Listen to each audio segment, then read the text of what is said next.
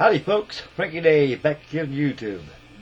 Today on YouTube I have another Builds of the Past from one of my collections like I show you. Here again another aircraft carrier, fellas.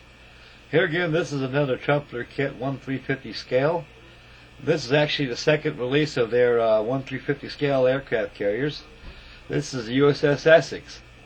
The U.S.S. Essex was the first of its class as a fleet carriers. Knowing that our carrier force has been destroyed at the beginnings of the Second World War, we lost the Hornet, we lost the Yorktown, and we lost the Enterprise. And that leads us to Lady Lex and the Saratoga. And we had two other carriers that were stationed stateside.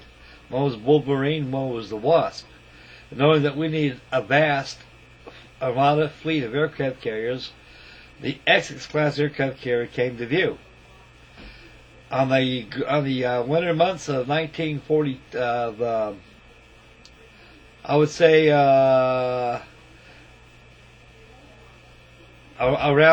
the summer months of 1943, the Essex class fleet carriers were laid down, built by Newport News. And there's at least a vast over 2,228 fleet carriers of this class were launched during the Second World War.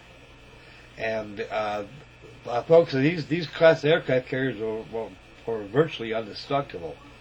I mean, they had exactly over 40 watertight compartments aboard this ship, and this thing is guaranteed almost unsinkable.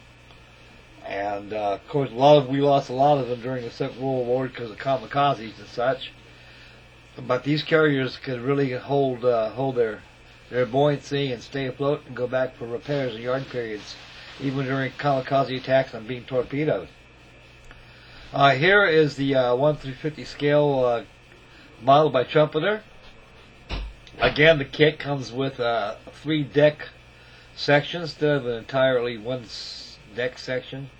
I just wish Trumpeter again would make these carriers in a scale as a one-piece deck instead of 3 sections. So it sure takes a lot of the headaches out of it, and a lot of the beautiful detail that's engraved on the deck planking itself would be destroyed if you went ahead and used filler on it. So I got the decks pretty well flush with this one here, and we zoom in a little bit. You can see the TBFs on the flight deck. The kit comes with TBF Avenger torpedo bombers, and it comes with S6 F3 Hellcats. Rendering the paint schedule for this was wearing the 5S, which is dark sea blue. Again, you can see the dark sea blue is being faded out during the immersion of salt water and sunlight. Blues blues that were used in the Navy in the color schedule were more or less abandoned as late as by the end of 1943. They went back to the dark gray 5S colors, and also measure 32, which consists of whites, pale grays, and blacks. Camouflage. They use a haze gray. Right here, you can see that the dark sea blue color is fading away due to the immersion of salt water and the sea air and tropical sun as they were in the South Pacific. This is truly a good kit. This kit here came out probably a lot more better than the Lady Lexington did. First one of these class on the 1/350 scale was the Hornet. And then it did the Enterprise. And this is a good kit. I highly recommend it to the novice and to the expert builder in mind. The kit poses no fit issues at all. It goes together like a dream.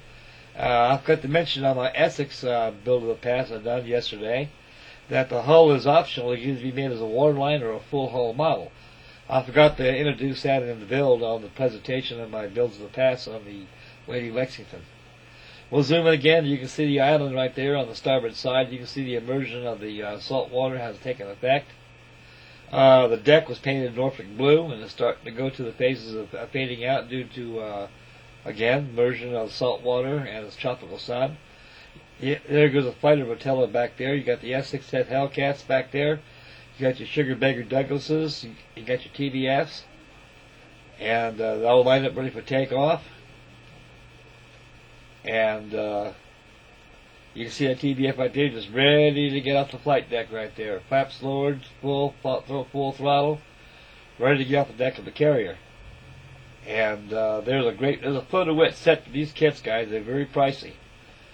By the time I built this model, I built this kit precisely about 14 years ago. And about the same time I built the Lady Lex.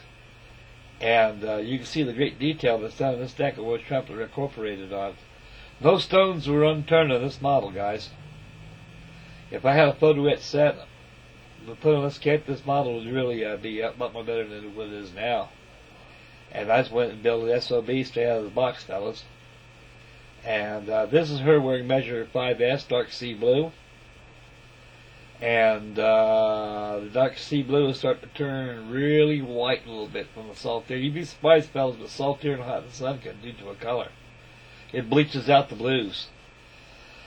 And I could have went one notch more if I would have put more time into it. I could open up those hangar bays and build a whole new hangar bay inside there. But like I say, I built it right out of the box, fellas. This wasn't built as an museum piece to take to a model show. If it was, it had photo-wet settings to it. Those hangar bays would have been opened up. And TVS, dotlesses, everything would have been inside there. Crew figures would have been added. There's a photo-wet set. You can buy a total photo-wet set for this type of kit. It'll cost you around the neighborhood of almost $200. That's a lot of money, boys. That's a lot of money. So I just went ahead and built it as is. When I get done with this, I'll put it back in my glass carrier down below my basement, which I have. I call it the bosun locker. And as we spin around a little bit, you can see the color of the Norfolk blue in the deck how it's starting to fade out. Those TBF, all the white underneath those TBS were all airbrush, fellas. We're picked out with no hand brush. No hand brush at all was picked out in this model. Everything was airbrush. I airbrushed the white and on-spec the sea blue, and also intermediate blue was sprayed on a 1/350 scale TBF. There's Lord George right there with a stogie in his mouth, giving a thumbs up and a big OK sign. I hope you guys approve, and you guys are the greatest. And that'll be it. Again, my prayers goes out to Ed Warty and his family, and let's hope and pray that everything will be okay with Freddie. He'll be back with us again on YouTube. We have a modeling community. It's a family, so we all pull together. One bleeds, we all feel the pain. So we all pray to Freddie that he'll pull through, which he will be. And he'll mend when he's young. He'll mend very fast and well, and let's hope he's okay, and which he will be. And so get well, Freddie. We all love you out there, buddy. Get well. Get out of sick bay. Tell that Shanker mechanic get lost. Get back on YouTube. Okay, guys, you can see the TBS right there on a line on top of the flight lane locating lines right there for takeoff. That TBF right there, he's next, and the rest is sure to follow. I'd like to thank everybody out there for your wonderful comments you made on my builds in the past. You guys keep watching them. I'll keep posting them. I'll keep your peepers busy. I have another one for you tomorrow. As back to the kit, guys, there's also another option too on this kit too. If anybody's got one of these in their stash, the kit comes with 4 sets of aircraft. It comes with TBFs, Hellcats, Wildcats, and the SVD. And the option is with them is that they can be either you can either have the wings folded, or you can have them extended for flight as a back off. And you take care, fellas. We'll see you guys later on the next YouTube presentation. Stay tuned for my George Washington submarine update. I'll have that posted shortly after this video is done.